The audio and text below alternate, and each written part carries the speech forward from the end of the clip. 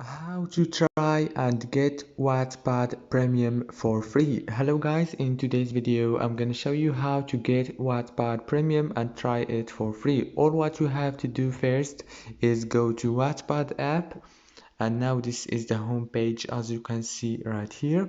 Go to here, click on the top corner on your profile picture, click again here on this settings option and search for subscription here. After you find it, here is it right here. It's the fourth one. Click on it like this, and now from here you can update your account and start your free week. All what you have to do is just add your payment method. You don't have to pay anything, just put your informations and you can cancel them after the free week. It's very easy guys. You can try it, and I'm sure the premium version is better than the free one a lot. Don't forget to like and subscribe.